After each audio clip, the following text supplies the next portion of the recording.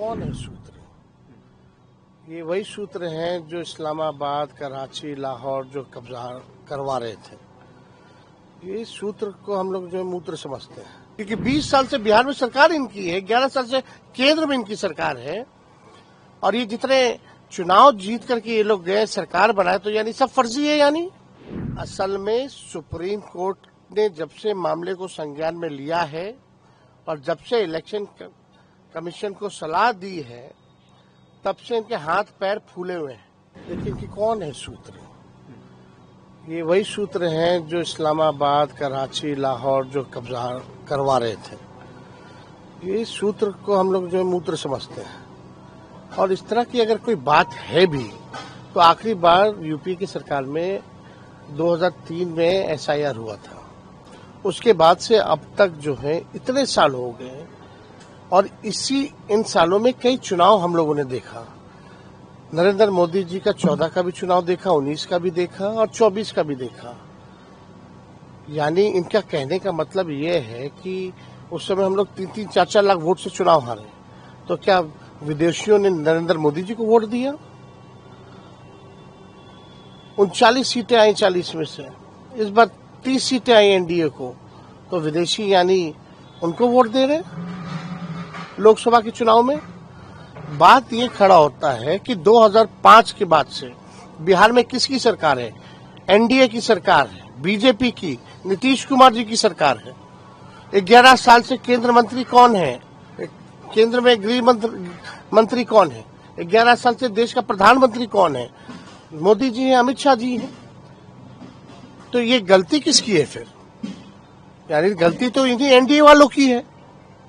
अगर किसी को अगर मिला भी है नागरिकता या वोटर लिस्ट में अगर नाम भी अगर जुड़ा है, तो ये इनकी सरकार रिस्पॉन्सिबल है, नीतीश कुमार और मोदी जी रिस्पॉन्सिबल है, क्योंकि 20 साल से बिहार में सरकार इनकी है, 11 साल से केंद्र में इनकी सरकार है, और ये जितने चुनाव जीत करके ये लोग गए, सरकार बनाए, तो यानी सब फर्जी है। यानी ये कहना क्या चाह रहे हैं?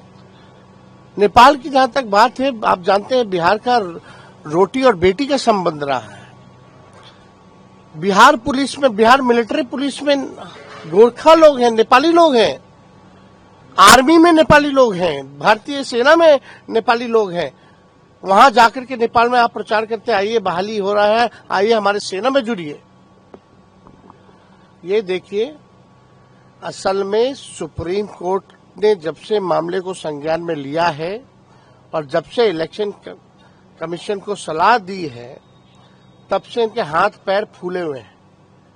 क्यों नहीं मिस्टर ज्ञानेश कुमार जो है आगे आकर के सारी बातों को रखते हैं? अभी कहेंगे कि फलना, अभी ग्राउंड बनाने की बात की जा रही है, फिर बोलेंगे इनके पास कुछ कहने के लिए है नहीं सुप्रीम कोर्ट में कि फर्जी वोटर्स है, फर्जी वोटर्स है। अगर है भी तो रिस्पॉन्सिबल कौन है? इलेक्शन कमीशन है और एनडीए की सरकार है। SIR को आपने आई वॉश बताया है सर? एकदम आई वॉश है। एक पॉलिटिकल पार्टी का प्रकोष्ठ बनकर के इलेक्शन कमीशन जो है काम कर रहा है। एक बार भी आप बताइए, आप देख रहे हैं सारा डॉक्यूमेंट फेंका हुआ है, सारा कागज जो है फेंका हुआ है, कचड़ों में फेंका हुआ है। उसमें जलेबियां जो है, झारखंड में देवघर में जलेबी बन रहा है, उसी में लोग खा रहा है, अब फेंक दे रहा है। तो आप समझ सकते हैं कि क्या स्थिति रखी है बिहार में, ग्राउंड रियलिटी क्या है। बीएलओ को मौखिक आदेश मिल रहे हैं, डीएम मौखिक आदेश दे रहे हैं, उन पर दबाव दिया जा रहा है, चाहे वोटर मिले ना मिले, तुम ही फॉर्म भर के साइन करके जो है अपलोड करो।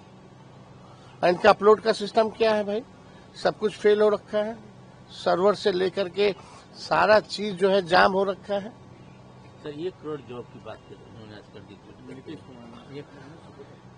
देखिए, एक बात आप देखिएगा, नीतीश कुमार जी वही व्यक्ति हैं जो हमने 10 लाख नौकरी की बात की थी, तो उन्होंने कहा था कहां से होगा, संभव है, अपने बाप के पास से पैसा लाओगे। हम तो भाजपा के लोगों से पूछना चाहते हैं, आपकी वित्त मंत्री आई थी 20 में, उन्होंने कहा था 19 लाख रोजगार दिलाएंगे। कहाँ है 19 लाख रोजगार? क्यों बिहार में पलायन सबसे ज्यादा है? क्यों शिक्षा चिकित्सा के लिए लोग जो है बाहर जाते हैं? क्यों नौकरी मजदूरी के लिए तब बिहार लोग जा रहे हैं? और अपने मुंह से नीतीश कुमार जी ने तो कहा नहीं। तो एक बात स्पष्ट है, इनका नकलची सरकार, तेजस्वी आगे है, इनकी सरकार पीछे है। पेंशन की बात हमने की, नौकरी की बात हमने की, रोजगार की बात हमने की, हमने फ्री में बिजली देने की बात की 200 यूनिट। अब सुनने में आ रहा है कि ये भी करेंगे। और यही नीतीश कुमार जी बोलते थे फ्री में बिजली नहीं देना चाहिए, सदन में बोले हैं, वीडियो है हमारे पास। अब देखिएगा माई बहन मान योजना का भी कॉपी करेंगे। तो नकलची सरकार है, इन लोगों के पास कोई रोड मैप विजन तो है नहीं। सरकार सब चीज में बोली, लॉ एंड ऑर्डर पे क्यों नहीं बोली? आज भी हमेशा लगातार टीचर की हत्या हुई, बीजेपी एक नेता की हत्या हुई, व्यवसायिकों की हत्या हुई, एक छात्र को गोली मारा गया, कल भी हुआ, परसों भी हुआ।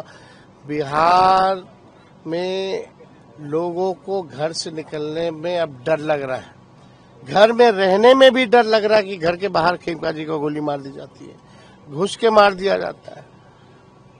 अरे ये सरकार अपराधियों को संरक्षण देने वाली सरकार है।